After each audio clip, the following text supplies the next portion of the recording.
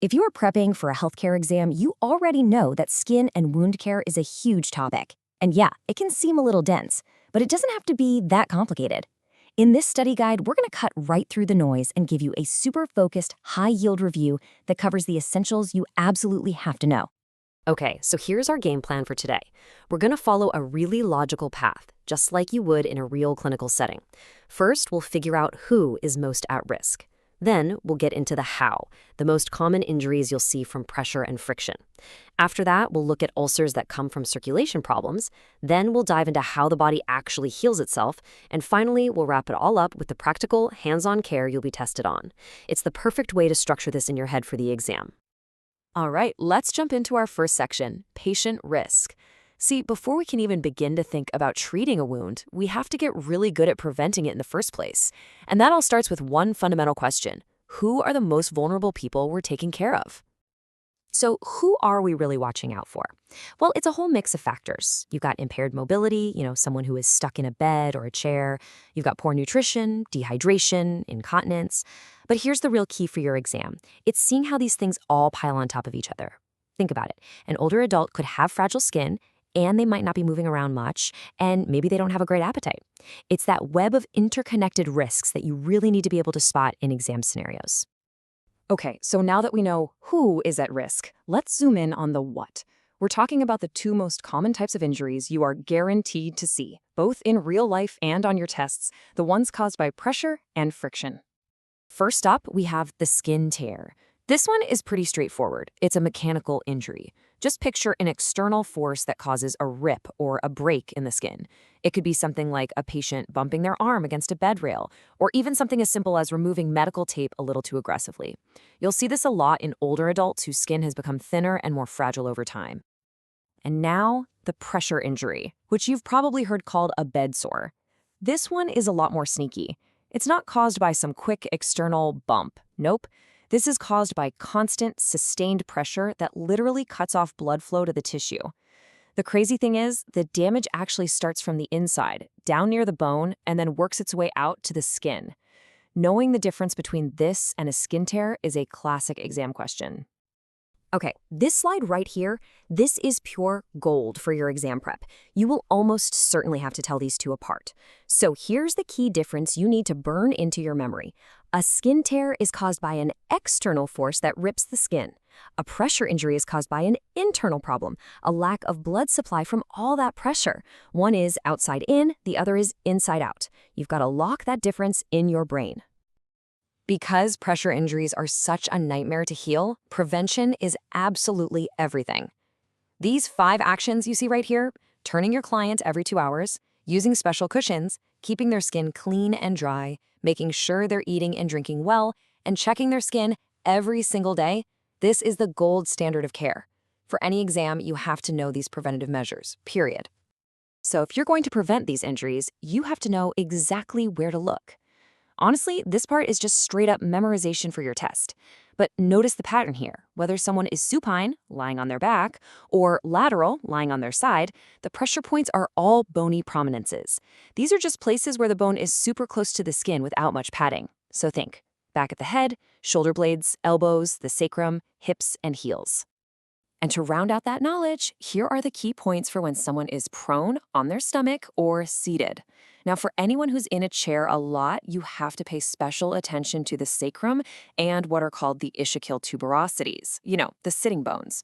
Those are extremely high-risk areas. You're going to want to commit all of these spots to memory. Okay, let's switch gears a little bit. We've talked about pressure being a major cause of injury.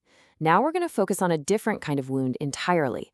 Ulcers. Specifically, ulcers where the main problem isn't pressure, but poor circulation, especially down in the legs and feet. This table is a fantastic study tool. It's very likely you'll be asked to tell these 3 types of ulcers apart. So here's the breakdown. Venous ulcers happen when blood has trouble getting back out of the legs. Arterial ulcers happen when not enough oxygen-rich blood can get in. And diabetic ulcers are this awful combination of both poor circulation and nerve damage. Pay really close attention to the location and appearance. Those are your biggest clues. So we've covered how all these different wounds can form. But what happens next? How does the body actually fight back and repair all that damage? understanding the healing process is every bit as important as knowing what caused the injury in the first place. Wound healing isn't a one-size-fits-all kind of deal. It happens in one of three ways, or what we call intentions. Primary intention is like zipping up a clean cut. Think of a neat surgical incision. Secondary intention is when a wound has to heal from the bottom up, filling in a big space. This is super common for pressure injuries. And then you have tertiary intention, which is kind of like a wait-and-see approach, where a wound is left open to make sure it's clean before it gets closed up later. You definitely need to know these three. Of course, healing doesn't always go according to plan, and you absolutely must be able to recognize these four major complications. Infection and hemorrhage, they're pretty self-explanatory. But then you have dehiscence. That's when a wound that was closed suddenly splits back open. And then there's the most critical one of all, evisceration. That's when internal organs actually start to poke through that opening. This is a drop everything and scream for help kind of medical emergency. What comes out of a wound can tell you a whole story. This is so important for your charting and for spotting trouble early. Serous drainage is clear and watery. That's normal. Sanguineous is fresh, bloody drainage. Serous sanguineous is a thin, pinkish mix of the two, but purulent drainage, that thick, yellow, green, or brown stuff, that's pus, and it's your classic big red flag for an infection. You need to know these terms by heart. All right, let's put all this theory into practice. It's time to bring it all together. This last section is all about the hands-on skills that are not only essential for great patient care, but are also things you're very likely to see on your practical exams. This step-by-step process, this is a fundamental skill. Every single step, from washing your hands at the beginning to labeling the new dressing at the end, is critical for preventing infection and helping that wound heal properly. Pay special attention to step 4, cleaning from the center of the wound outwards. That is a core principle to prevent contamination. You can bet a procedure like this will pop up. And please, never ever forget this. You're not just treating a hole in someone's skin. You are caring for a whole person. The dressing's important, sure, but so is managing their pain, making sure they're getting good nutrition with lots of protein, helping them move around to get the blood flowing, and just being there for them emotionally. All of these things work together to create the best possible environment for healing. This quote really just nails the whole mindset of being a true professional. It's all about shifting from being reactive, just treating wounds as they show up, to being proactive. It's about being diligent with prevention and meticulous with your care. That's the standard we're all aiming for. So, let's boil it all down. These right here are your core responsibilities. Think of this as your final checklist before the exam.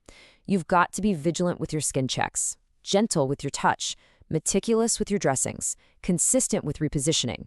You need to be an advocate for your patient, and always, always be accurate in your documentation. This is what safe, excellent care looks like. I'll end on this question. Because, look, knowing all this stuff for a test is one thing. That's great. But the real goal is to internalize it, to turn these guidelines into automatic, second-nature habits that protect every single person you care for. That's how you really master this material. Good luck with your studies.